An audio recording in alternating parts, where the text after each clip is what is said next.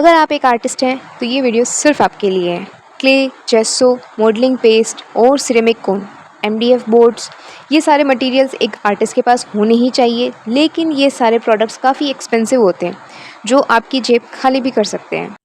इसलिए आज मैं आपके लिए लाई हूँ एक सस्ता जुगाड़ जो अफोर्डेबल या पॉकेट फ्रेंडली या बजट फ्रेंडली भी हो और ड्यूरेबल भी हो।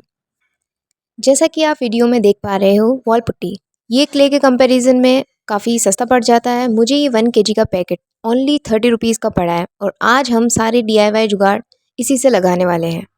सबसे पहले अपने हाथों को मॉइस्चराइज़ करना ना भूलें, क्योंकि ये आपके हाथों के लिए काफ़ी ज़्यादा ज़रूरी है। इससे आपके हाथ ख़राब भी हो सकते हैं। आज मैं घर पर ही एक सिंपल और अफोर्डेबल कास्टिंग पेस्ट बना रही हूँ, जिसे आप डिफरेंट क्राफ्ट प्रोजेक्ट्स में भी यूज़ कर सकते हैं। इसके लिए मैंने लिया है 2 स्पून वॉल पुट्टी और 1 स्पून फेविकॉल। सबसे पहले मैं वॉल पुट्टी को एक क्लीन बाउल में ले रही हूँ। अब इसके अंदर 1 स्पून फेविकॉल ऐड करूँगी।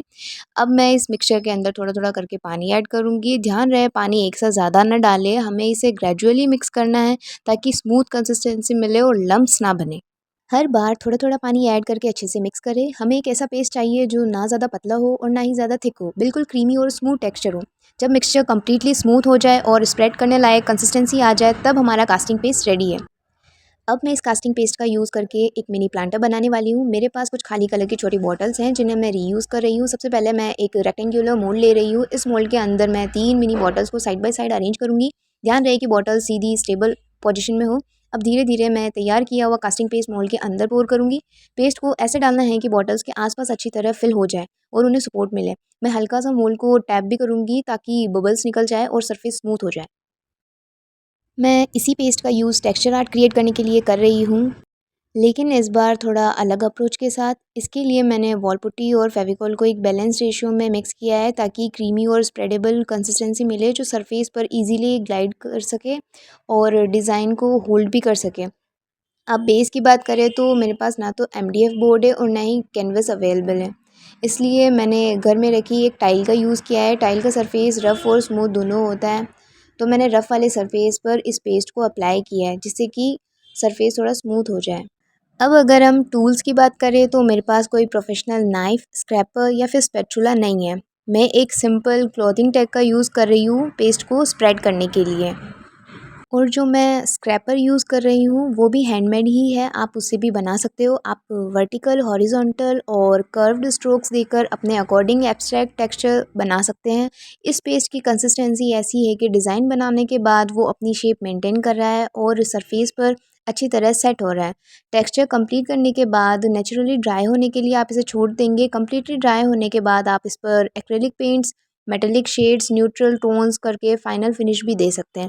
इस तरह बिना कैनवस और बिना प्रोफेशनल टूल्स के भी आप घर पर ही क्लीन और एलिगेंट टेक्सचर आर्ट क्रिएट कर सकते हैं। अब मैं डिटेलिंग के लिए होममेड सिरेमिक कोन प्रिपेयर कर रही हूँ। इस बार मैं पेस्ट को थोड़ा अलग कंसिस्टेंसी में रेडी कर रही हूँ क्योंकि हमें फाइन डिज़ाइंस और स्मूथ आउटलाइनिंग के लिए थोड़ा थिक और कंट्रोल टेक्सचर चाहिए। मैंने यहाँ 1 स्पून पुट्टी और हाफ़ स्पून फेविकोल लिया है। देन उसके अंदर थोड़ा थोड़ा पानी करके एक नॉर्मल सा एक पेस्ट रेडी कर लेना है। इस स्टेज पर ध्यान ये रखना है कि पेस्ट ना ज़्यादा पतला हो और ना ही ज़्यादा थिक हो। हमें ऐसी कंसिस्टेंसी चाहिए जो कोन से इजीली फ्लो करे लेकिन अपनी शेप भी मेंटेन रहे। जब मिक्सचर स्मूथ और लम्प फ्री और पाइपिंग कंसिस्टेंसी का हो जाता है तब ये डिटेलिंग के लिए परफेक्टली रेडी है। जैसा कि मैंने पहले बताया था कि मेरे पास ना तो MDF बोर्ड और ना ही कैनवस अवेलेबल है, तो इसलिए मैं यहाँ एक सिंपल कार्डबोर्ड का यूज़ कर रही हूँ जो घर में आसानी से मिल जाता है।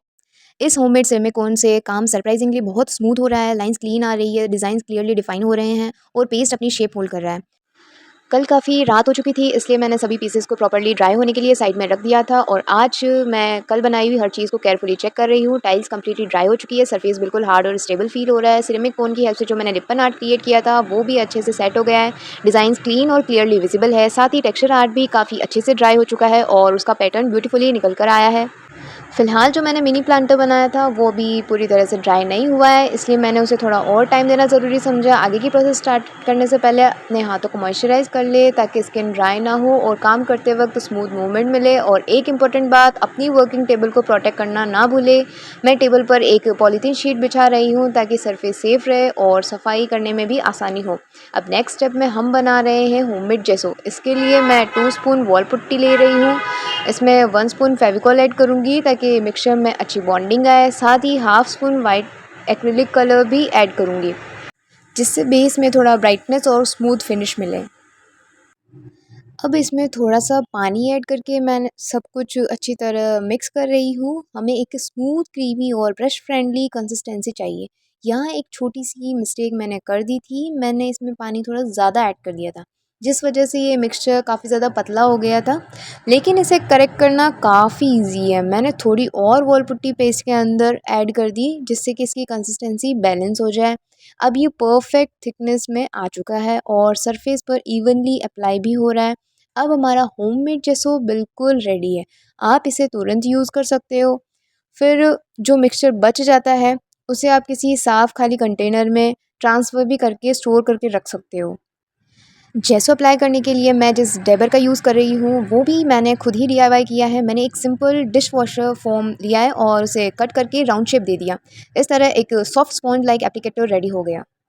ये सब बनाते-बनाते मुझे इतना मज़ा आने लगा कि मैं कैसे बताऊँ, कैसे एक्सप्लेन करूँ। मेरा मन होने लगा कि मैं अब टेक्सचर आर्ट से 3D फ्लावर बनाने की कोशिश करूँ। मैं काफ़ी टाइम से रोज़ बनाने का ट्राई करना चाहती थी, लेकिन ऑनेस्टली ये काफ़ी चैलेंजिंग काम है एक तरह से।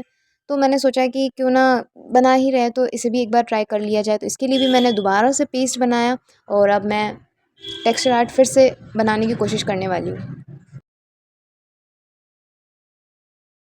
यहाँ मेरे पास ना तो स्पैचुला है और ना ही नाइफ़ है। मैंने सोचा इसके प्लेस पे मैं क्या यूज़ कर सकती हूँ, तो मैंने खोला मेरा ज्योमेट्री बॉक्स और उसके अंदर मुझे मिला ये सेट स्क्वायर और इसी से मैं एक नाइफ़ की तरह काम करने वाली हूँ और इसी से टेक्सचर आर्ट क्रिएट होने वाला है।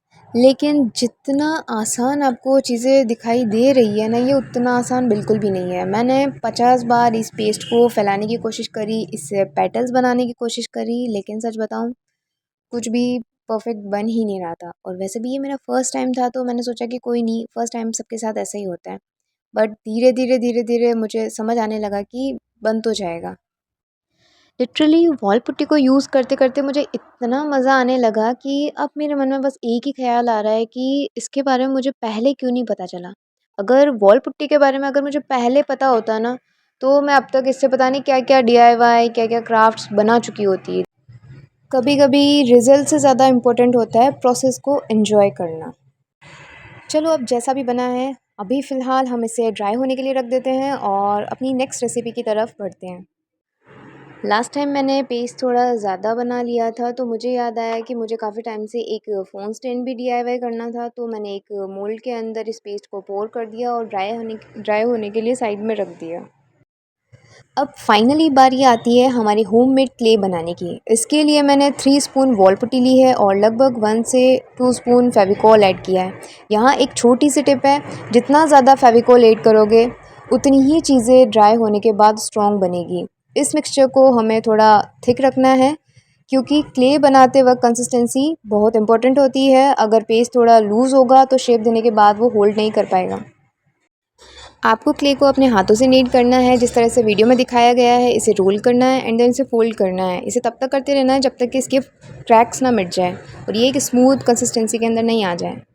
ये होममेड क्ले इतनी सॉफ्ट बनी है कि इससे शेप्स बनाना काफ़ी आसान हो रहा है। ऑलमोस्ट मोल्डेड क्ले जैसे स्मूथ फील दे रहा है। और अब हम वीडियो के एंड में क्विक रिकैप कर लेते हैं कि हमने क्या-क्या क्रिएट किया था।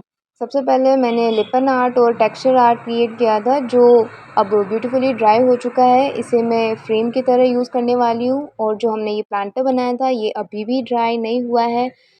अब ये जो मैंने टेक्सचर आर्ट बनाया था, ये किसी भी एंगल से मुझे एक रोज़ तो नहीं दिखाई दे रहा है, इसके पेटल्स भी मुझे क्लियरली दिखाई नहीं दे रहे हैं, लेकिन फिर भी ये सैटिस्फाइंग काफ़ी लगा मुझे बनाते वक्त।